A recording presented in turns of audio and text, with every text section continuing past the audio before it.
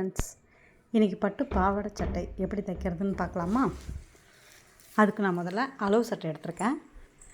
அந்த அளவு சட்டையில் டபுளாக ஃபோல்டு பண்ணி என்ன அளவு இருக்கோ அதை அப்படியே நான் வைக்க போகிறேன்.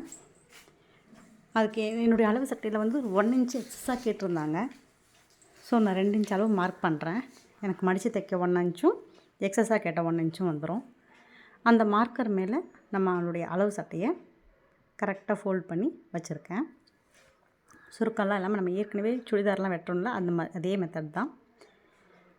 இப்போ அந்த ரெடி அளவுகளை அப்படியே மார்க் பண்ணிவிட்டு வரேன். சைடு ஓப்பனில் என்ன அளவு இருக்கோ அந்த அளவுக்கு ஒரு மார்க்கரும் போட்டுக்கோங்க. நம்மளுடைய ரெடியோடைய லென்த்துடைய அளவும் போட்டுக்கோங்க. செஸ்ட்டில் ஒரு அளவு போட்டுக்கோங்க. அதை அப்படியே நீட்டாக பிடிச்சி ஷோல்டருக்கும் ஆமுலுக்கும் ஒரு மார்க்கர் போட்டுக்கோங்க. ஸ்ட்ரைட் லைன் வச்சு ஆமுலுடைய, அதாவது ஷோல்டருடைய அளவு அந்த மார்க்கரும் போட்டுக்கோங்க. அடுத்து நெக்கு லென்த்தும் வித்துக்கும் ஒரு மார்க் பண்ணிக்கோங்க. இது வந்து ரஃப்பு தான், நம்ம அப்புறமா பார்த்துக்கலாம். அப்படியே ஷோல்டர்லேருந்து ஆமுல் வரைஞ்சி கொண்டு வந்து செஸ்ட்டில் ஜாயின் பண்ணி விட்டுருங்க. அடுத்து கையோடு நம்ம எங்கெங்கெல்லாம் ரெடி மார்க் பண்ணமோ அதுக்கெல்லாம் உண்டான எக்ஸ்டர்ன் மார்க்கும் போட்டுக்கோங்க. நெக்கு வித்து நமக்கு 2 இன்ச்சு கரெக்டாக இருக்கான்னு ஒரு மார்க்கர் பண்ணிக்கோங்க.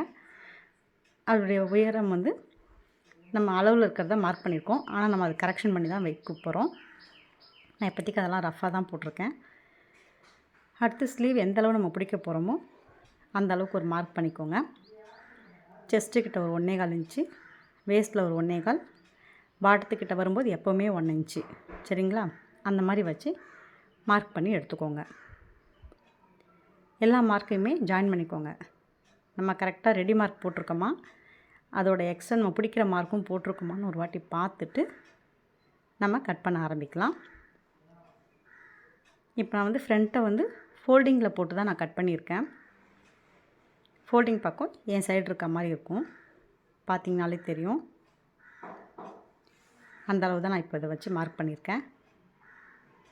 கட் பண்ணி எடுத்துட்டோம். கையோட பாட்டத்துக்கு அந்த இடுப்பு ஓப்பன் இருக்குங்களா, அதுக்கு ஒரு அர்க்கத்தும் ஜஸ்ட்டு நம்ம எங்கே பிடிக்க போகிறோன்னு ஒரு அர்க்காத் போட்டுக்கோங்க. எப்போவுமே ரெடியாலுடைய இதில் எல்லா இடத்துக்கும் மார்க் பண்ணிக்கோங்க. இதை நான் ஆரம்பத்துலேருந்து சொல்லிட்டு வரேன். அடுத்து இதை அப்படியே போட்டு நம்ம பேக் வெட்ட போகிறோம்.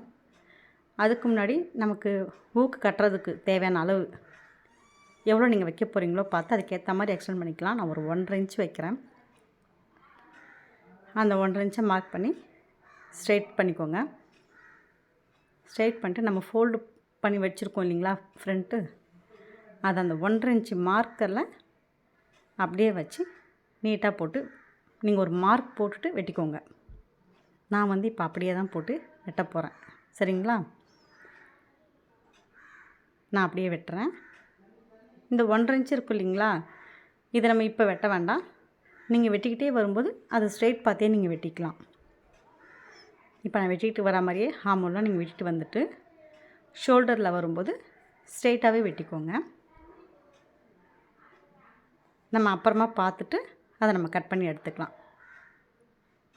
சரிங்களா? கையோட செஸ்ட்டுடைய அளவுங்களை மார்க்கை எப்போவுமே அர்க்காத் போட்டு எடுத்துக்கோங்க. நெக்கோட வித்து என்னன்னு பார்த்துட்டு அதுக்கு ஒரு மார்க் போட்டுக்கோங்க. அதுக்கு நீங்கள் ஃப்ரண்ட்டோடைய பிட் இருக்கு இல்லைங்களா, அந்த ஃப்ரண்ட்டோட அளவு கூட ஷோல்ட்ரு எவ்வளோ இருக்குன்னு செக் பண்ணிவிட்டு இந்த அளவையே நீங்கள் அதில் வச்சுட்டு எடுத்திங்கனாலும் கரெக்டாக தான் வரும் உங்களுக்கு. அவ்வளோதான், அது நெக் வித்து வந்துருச்சு. இப்போ இறக்கம் எவ்வளோன்னு பார்த்து வச்சுக்கலாம். இதை அப்படியே நம்ம ஜாயின் பண்ணிக்கலாம். எனக்கு வந்து ரவுண்ட் நெக் தான் கேட்டிருக்காங்க பேக்கில், அதனால் நான் ரவுண்ட் நெக் தான் போட்டிருக்கேன். போட்டு அந்த 1.5 இன்ச் மார்க் இதில் தெரியுதுங்களா, இது மேலேருந்தே கட் பண்ணிக்கோங்க. அது தேவையில்லையேன்னு கட் பண்ணி எடுத்துடாதீங்க. நம்ம மடிச்சுலாம் தைச்சிட்டு லாஸ்ட்டாக அதை கட் பண்ணி எடுத்துக்கலாம். சரிங்களா? இந்த மாதிரி இப்போதைக்கு என்ன ஷேப்போ அதை மட்டும் கட் பண்ணி எடுத்துக்கோங்க. கட் பண்ணிட்டு ஃப்ரண்ட்டில் வந்து எனக்கு என்னோடய கஸ்டமர் வந்து வீ நெக் கேட்டிருந்தாங்க. அதனால் அந்த வீ நெக்குக்கு இறக்கம் அளவு ஜாக்கெட்டில் இருக்கிறத விட ஒரு 1/2 இன்ச்சு இறக்க சொல்லியிருந்தாங்க. ஸோ நான் அது எவ்வளோ இருக்குதுன்னு பார்த்துக்கிறேன். 3.5 இன்ச்சு இருக்குது. அதிலேருந்து எனக்கு ஒரு 1/2 இன்ச்சு எக்ஸஸாக வேணும். அதனால் அதுக்குண்டான அளவு நான் வந்து ஒரு 3 5/8 வைக்கிறேன். அடித்து திருப்பும்போது எனக்கு அந்த 4 இன்ச்சு வந்து கிடச்சிரும். ஸோ ஷோல்டர்லேருந்து அப்படியே அந்த வீக்கு என்ன வருதோ நான் அதை அப்படியே தான் எடுத்திருக்கேன்.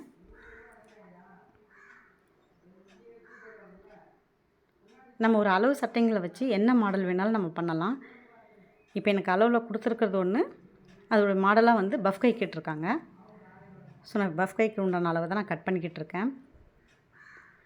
அளவு சட்டையில் பார்த்திங்கன்னா ஸ்லீவோட லென்த்து 4.5 இன்ச் இருக்கும். அதே தான் வேணும்னு கேட்டிருக்காங்க, ஆனால் பஃப் கையோடு கேட்டிருக்காங்க. ஸோ நான் ஒரு 1.5 இன்ச்சுக்கு பஃப்பு வளர்ந்து வைக்கிற மாதிரி வைக்க போகிறேன். அதுக்கு நான் ஒரு 3 இன்ச்சுக்கிட்ட நான் எடுத்துக்கிறேன் பஃப்பை.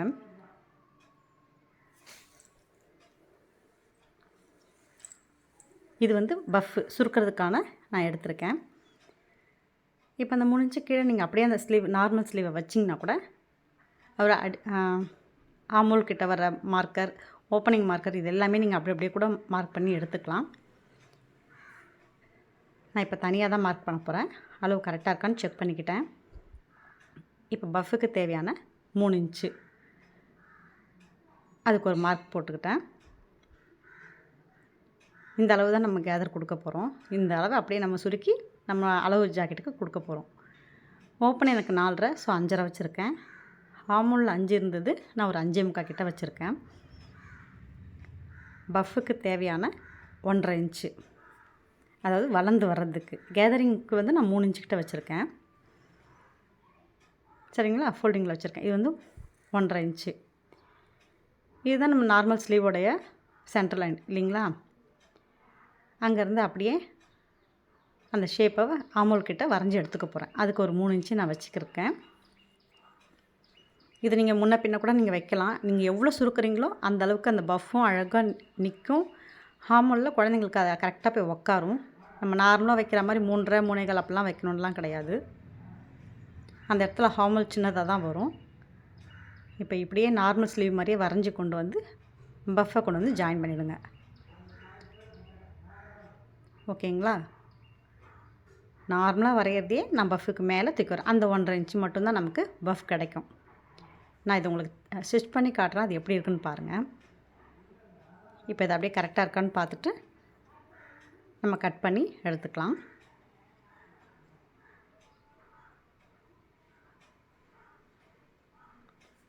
இதே மாதிரி வச்சு இதை கட் பண்ணி எடுத்துக்கோங்க. கையோடு அந்த சென்டர் அர்க்காத்துங்களை போட்டுக்கோங்க. சென்டர் அர்க்காத்து நீங்கள் போட்டிங்கன்னா அது வந்து உங்களுக்கு அந்த கேதரிங்கில் கொண்டு வந்து நிற்கிறதுக்கு சரியாக இருக்கும். நம்ம ஓப்பனிங்லேயும் டாப்லேயும் தான் நம்ம இந்த கேதர் கொடுக்க போகிறோம் இந்த ஸ்லீவுக்கு. ஸோ அதுக்கு நம்ம சென்டர் அர்க்காத்தெலாம் கரெக்டாக போட்டு எடுத்துக்கோங்க. இப்போ அடுத்து நம்ம பைப்பிங் பிட் ரெடி பண்ண போகிறோம். இது வந்து நெக்கு பைப்பிங் பிட்டு கொடுக்கறதுக்கு தான். நான் எப்பவும் போல் 1.5 இன்ச்சுக்கு கட் பண்ணி எடுத்துக்கிறேன். அவ்வளோதான் ஃப்ரெண்ட்ஸ், கட்டிங் ரெடி ஆயிடுச்சு. இதை எப்படி ஸ்டிச் பண்ணி எடுக்கிறதுன்றதை நான் அடுத்த வீடியோவில் உங்களுக்கு நான் கண்டிப்பாக காட்டுறேன். தேங்க்யூ.